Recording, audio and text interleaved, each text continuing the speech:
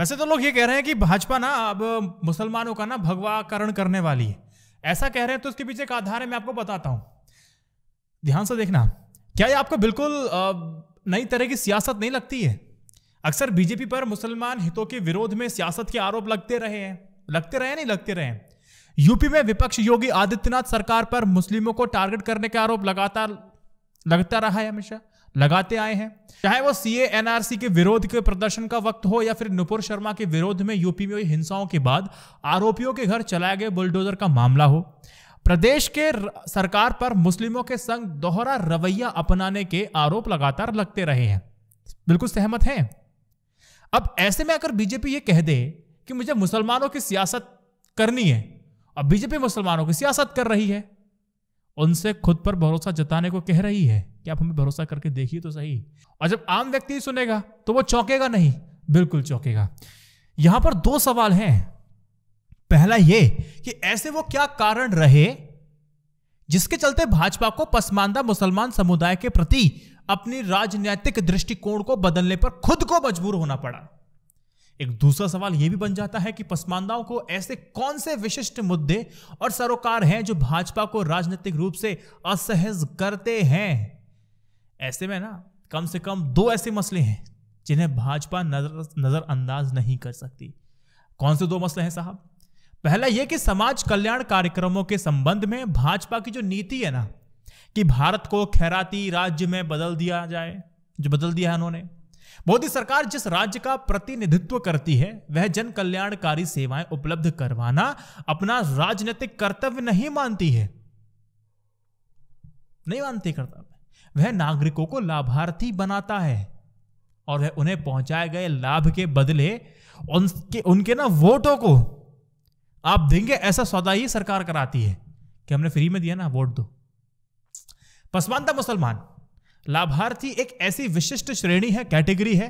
वह सामाजिक दृष्टि से पिछड़े हैं, सांस्कृतिक दमन के शिकार हैं और आर्थिक रूप से वो हाशिए पर हैं। भाजपा के लिए विशेषकर नॉर्थ स्टेट्स में अगर आप देखेंगे, इन लाभार्थियों को अपने साथ जोड़ना बहुत आसान है, बहुत ज्यादा आसान है। इसी टेक्निक से भाजपा ने हाल ही में उत्तर प्रदेश विधानसभा चुनावों में इस रणनीति का सफल प्रयोग कर लिया है। पसमानदा मुसलमानों की पूरी कहानी मैं आपको बताऊंगा, लेकिन पहले क्लाइमैक्स सुन तो चले जाइए। हिंदुत्व की राजनीति मुसलमानों को दो तबकों में विभाजित करती है। कोई पूछे कि हाँ कितने मुसलमान, तो दो तरह के। कौन कौन से भाई साहब? एक विदेशी मुसलमान। अच्छा, ये कौन से होते हैं? जो उपमहाद्वीपों के बाहर से आए हैं और यहाँ शक्तिशाली इस्लामिक साम्राज्य की स्थापना की है। और दूसरा बता दें कि कुछ मुसलमान ऐसे जिनका धर्म परिवर्तन हो गया था, जो देश के हिंदू थे, जिन्हें जबरदस्ती मुसलमान बनाया गया। ये दो कैटेगरी में ये लोग डिवाइड करते हैं।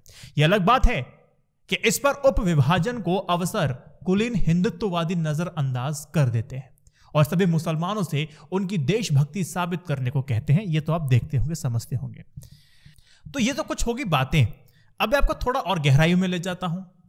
कुछ महीने पहले भाजपा की राष्ट्रीय कार्यकारिणी में बैठक में नरेंद्र मोदी जी कहते थे ना कि हमें हिंदुओं को नहीं, अन्य वर्गों के जो पिछड़े लोग हैं उनको अपने साथ लेके आना है। उनका इशारा किसकी तरफ था? उनका इशारा था मुसलमानों के पिछड़े समाज। मुसलमानों का पिछड़ा समाज कौन सा है? पसमानदा मुसलमान। पसमानदा शब्द मूलतः ये फारसी का शब्द है जिसका मतलब यह होता है कि पिछड़े हुए लोग, या मुस्लिम का दलित समाज। हिंदू में कहते हैं दलित, पिछड़ा हुआ है, ऐसी मुसलमानों में यह समाज।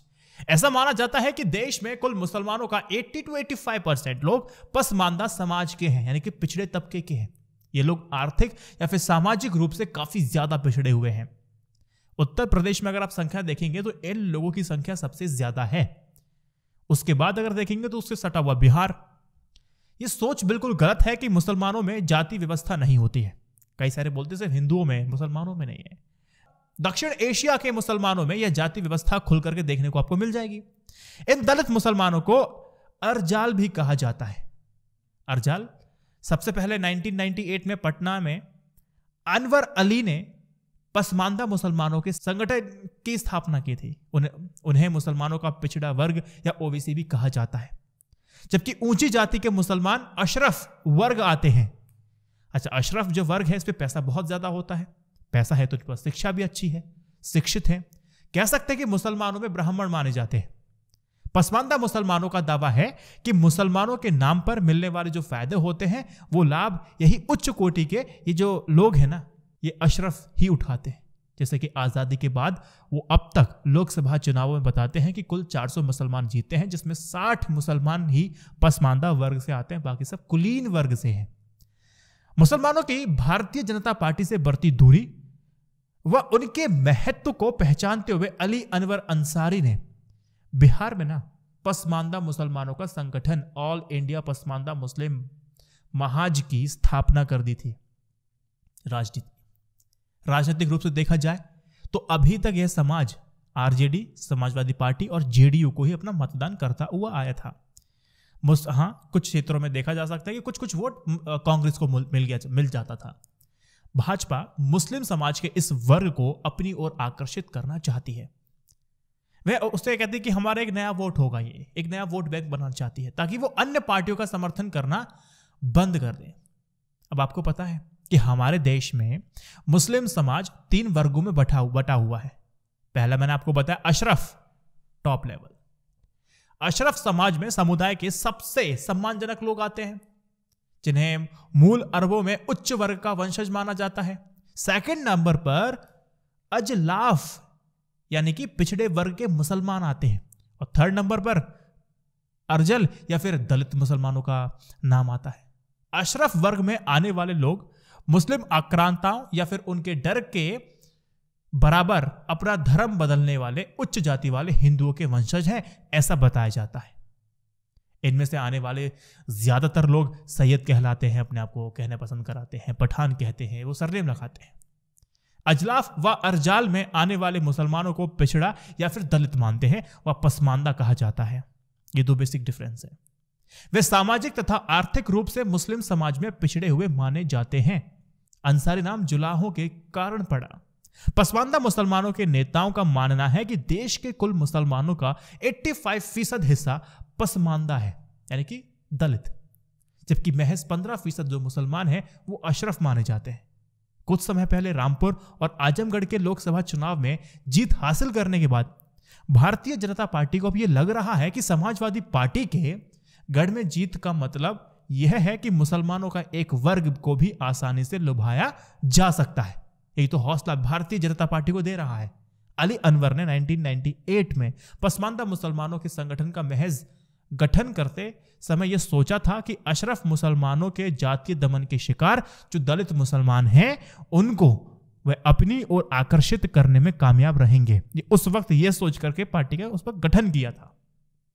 अब आपको एक बात और विशेष ध्यान रखनी है कि उत्तर प्रदेश में, बिहार, झारखंड, पश्चिम बंगाल और दिल्ली के ज्यादातर मुसलमान पसमानदा श्रेणियों में ही आते हैं, 85% वाला तबका।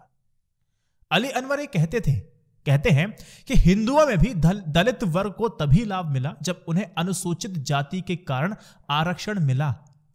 ध्यान से सुनिएगा, यही धर्म परिवर्तन में बदल जाता है जब बात आगे बनती है। तो अब मुसलमानों के दलित वर्ग के लिए भी ऐसी आरक्षण व्यवस्था की जानी चाहिए, ऐसी मांग हो रही है। कहते हैं कि दलित, सिख या फिर बौद्ध धर्म में भी शामिल हो गए थे, उन्हें बाद में आरक्षण की सुविधा प्रदान की जाने लगी, जबकि मुसलमान हो या फिर ईसाई धर्म को अपनाने वाले हिंदू धर्म के दलित को आरक्षण का फायदा नहीं मिलता है। तो यही बीजेपी के लिए फांस का फंदा बना हुआ है। वो कहते हैं कि वो लोग अपना पिछड़ा वर्ग या फिर दलित होने का दर्जा खो देते हैं। बताते हैं कि 1980 में मंडल आयोग ने अपनी रिपोर्ट सौंपी थी। 1989 में तत्कालीन वीपी सिंह सरकार उसके सुझावों को लागू कर दिया था, जिसके तहत 27% आरक्षण अन्य पिछड़ा वर्ग के लोगों के लिए रखा गया था। इसमें मुस्लिम समाज की सभी वो 79 उपजातियां भी इसमें शामिल हो जाती हैं।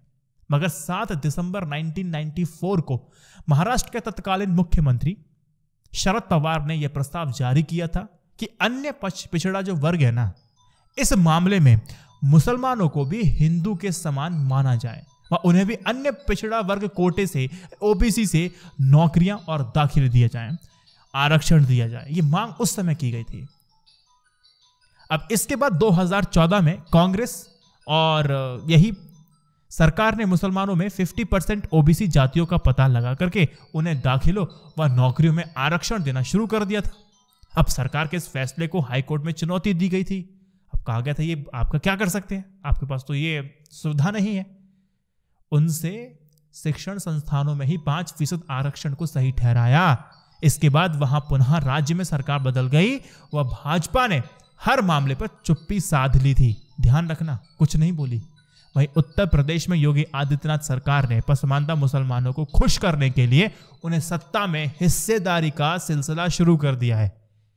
बड़े बड़े चुनाव में टिकट तो नहीं दी थी, लेकिन सुनने में आया है कि एमसीडी में कृपा कर दी गई है। अब आपको बताऊं मैं एक बात, इस समुदाय के यानी पसमानदा समुदाय के दानिश अंसारी को राज्य मंत्री बना दिया गया है।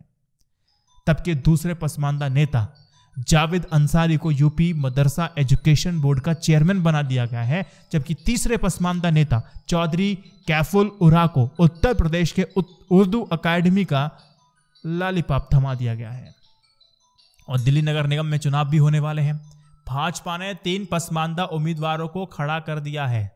कि वो कितने वोट बटोर पाते हैं पहले आने वाला ही समय बताएगा, लेकिन पूरा खेल बीजेपी ने कर दिया है। इस बात का ध्यान रखिएगा। पहली बार 2014 में आम चुनाव में सत्ता में आने से लेकर आम चुनाव व विधानसभा चुनावों में भाजपा मुसलमानों के टिकट देने से लगातार बचती रही थी। पहली बार भाजपा ने दिल्ली नगर निगम चुनाव में अपने 3 मुस्लिम उम्मीदवार खड़े किए हैं, वही पसमानदा मुसलमान। भाजपा नेतृत्व तो बिल्कुल मानता है कि हिंदुओं में उसकी पकड़ अब काफी मजबूत हो गई है। अगर वो छींक देगा तो हिंदू एकदम साथ आ जाएगा, ये भावना पैदा कर दी, इनको पता है।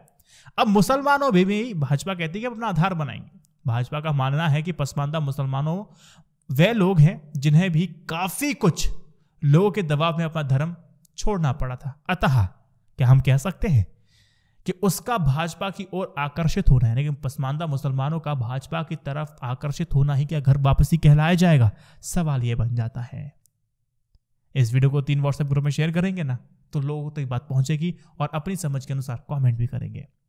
जय Hind, Vande Mataram. Stay updated, stay educated, सत्यमेव जयते। नमस्कार।